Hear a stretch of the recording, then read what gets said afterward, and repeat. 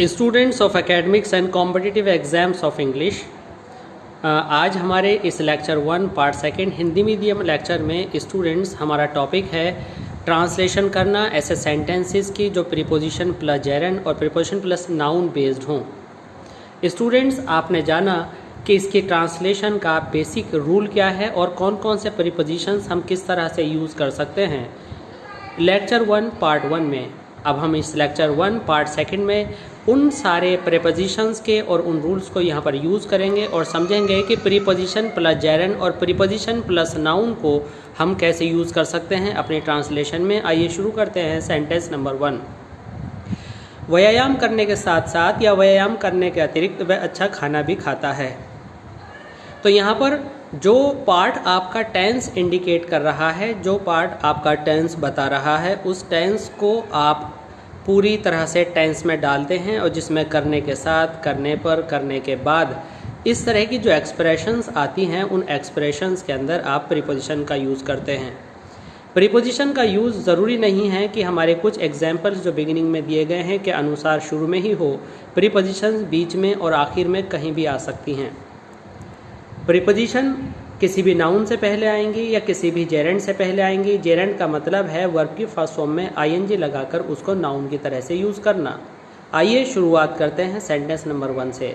व्यायाम करने के साथ साथ साथ वह अच्छा खाना भी खाता है। वह अच्छा खाना भी खाता है, इसको हम ट्रांसलेट बाद में करेंगे, बट खाना खाने के साथ साथ वो व्यायाम भी करता है, ये एडिशनल पार्ट है। तो के साथ साथ या के अतिरिक्त के सेंस में आपने पिछले लेक्चर में पढ़ा था कि प्रीपोजिशन बिसाइड्स यूज़ होती है। तो इस तरह से हमारी ट्रांसलेशन हुई besides taking exercise, comma he eats healthy food. तो यहाँ पर बिसाइड्स प्रीपोजिशन है, के अतिरिक्त का सेंस देती हुई। जितने रेड कलर में वर्ड्स लिखे हुए हैं वो प्रीपोजिशन और प्रीपोजिशन इन फ्रेज हैं, और जितने ब्लू कलर के अंदर वर्ड्स लिखे हुए हैं वह सारे जेरेंड हैं, और जितने ग्रीन कलर में हमने एक्सप्रेशंस दी हैं वो सारे नाउन हैं। हालांकि जेरेंड भी नाउन ही होता है, लेकिन आईएनजी फॉर्म को हमने ब्लू कलर से दिखाया है। इसी ट्रांसलेशन को आप दूसरी तरह से भी कर सकते हैं, बिसाइड्स एक्सरसाइज। अब यहाँ पर बिसाइड्स प्रीपोजिशन है, एक्सरसाइज नाउन है, जबकि टेकिंग जेरेंड था। तो आप किसी भी तरह से यूज़ करके अपनी बात को कह सकते हैं, और ये बात हम पहले कई बार बता चुके हैं कि आपको वर्ड्स के पीछे नहीं भागना, वर्ड्स की ट्रांसलेशन नहीं करनी, आपको सेंस की करनी होती है। तो इस तरह से हम जान पाए हैं कि हम एक ही सेंटेंस को कई तरह से ट्रांसलेट कर सकते हैं, और जब आपको स्टोरी आएगी, आपको राइटिंग सेक्शन में इन सेंटेंसेस को यूज़ कर रहे होंगे तो ये सेंटेंस बिल्कुल सही होंगे। आइए देखते हैं सेंटेंस नंबर 2। कई बार फेल होने के बावजूद भी वह दुखी नहीं है। तो के बावजूद भी in spite of expression use करेंगे रेड कलर से, जो कि फ्रेज के रूप में प्रीपोजिशन है, और फेलियर्स नाउन है। तो हमने लिखा इन स्पाइट ऑफ फेलियर्स या in spite of many failures he is not sad. Failures noun है, इसलिए हमने यहाँ पर इसको यहाँ पर प्रीपोजिशन के बाद लिखा है। मेहनत करके उसने सफलता प्राप्त करी।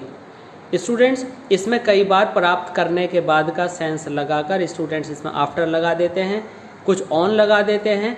तो मैं आपको बता दूं, ऑन तुरंत कार्य के लिए हम लगाते हैं, और बाय आफ्टर हम देर में होने वाले कार्य के लिए लगाते हैं।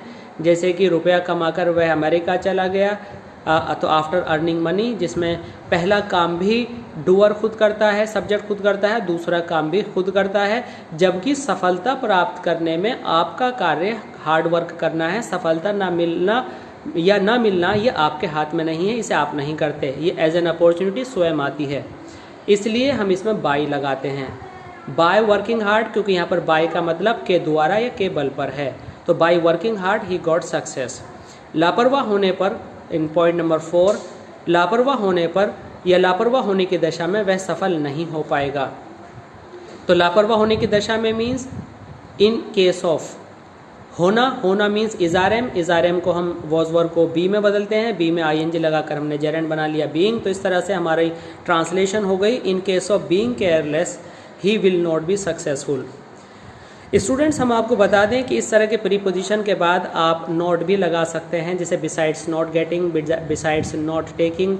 तो इस तरह से आपकी ट्रांसलेशन हो सकती है in case of not being according to requirement. But यहाँ पर हमारे नोट लगाने की रिक्वायरमेंट नहीं है, इसलिए हमने लिखा है in case of being careless he will not be successful. Let's come two point number 5, वह गणित पढ़ने में अच्छा है। तो हम यहाँ पर देख रहे हैं कि अब तक की इस तरह के एक्सप्रेशन सारी हमने सेंटेंस के बिगिनिंग में यूज़ की थी, जबकि यहाँ पर हम सेंटेंस के लास्ट में यूज़ कर रहे हैं और हमारा सेंटेंस है he is good at mathematics. हम एट किसी भी सब्जेक्ट से पहले जब लगाते हैं जब वो उसके अंदर अच्छा होता है, उसकी स्किल्स अच्छी होती हैं, तो गुड एट प्रीपोजिशन है और मैथमेटिक्स आपका नाउन है। तो ये हमने बताया है कि सेंटेंस के बीच में, शुरू में जहाँ रिक्वायरमेंट हो वहाँ आप लगा सकते हैं। आइए देखते हैं सेंटेंस नंबर 6।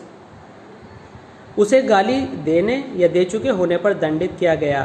तो हम फॉर प्रीपोजिशन का यूज़ जब करते हैं जब कोई काम हो चुका होता है, तो ही वॉज पनिश्ड फॉर एब्यूजिंग।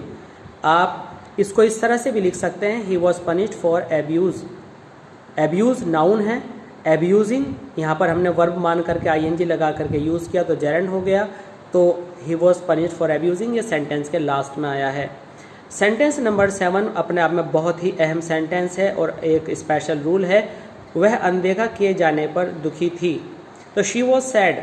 अब अनदेखा हो चुकी थी इसलिए तो फॉर लगाया, लेकिन अनदेखा वह स्वयं नहीं कर रही थी, कोई और कर रहा था। तो मेरा कहने का मतलब यह है कि यह पैसिव वॉइस है।